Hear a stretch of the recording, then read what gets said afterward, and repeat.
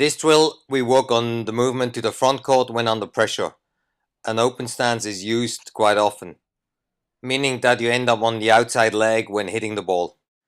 Initially have students go through the movement without having a ball in play. Students should be able to repeat the correct pattern prior to using the squash cannon.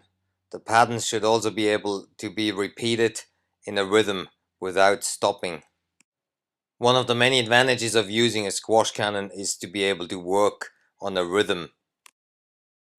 A good rhythm is crucial for me to improve your game and is often lacking, especially at a junior level. One of the best uses of the squash cannon is to integrate a new movement pattern, as the ball ends up in the same place every time. A very common choice when moving with this movement pattern under pressure is a straight drop shot.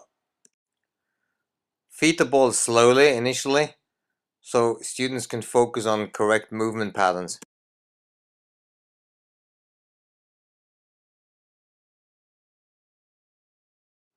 A good balance is crucial when hitting such a delicate shot as a drop shot.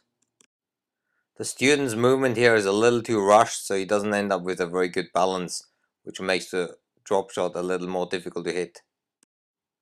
Now you can see a better timed movement to the ball, which makes it a lot easier to maintain a balance and hit a good drop shot. Movement patterns are learned pretty quickly. If it's too difficult, have students perform a couple of movements without the ball again. Or you can just feed the balls higher and slower. I prefer feeding a boast over a drop shot.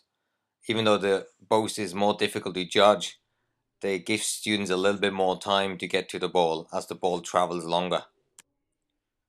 Next, work on having students use their full reach and hit the ball as far in front of them as possible.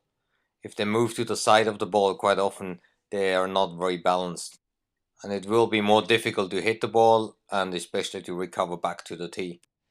Work on lunging and dragging along your back foot to maintain balance and also to be able to recover back to the middle faster.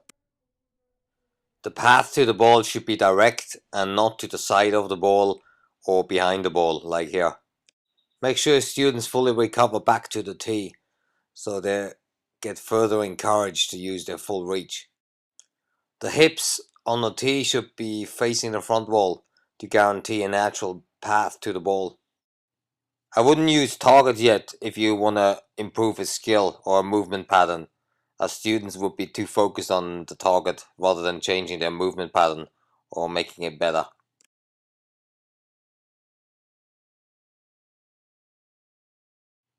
The partner or coach should pick up the balls so the student running doesn't trip over the balls.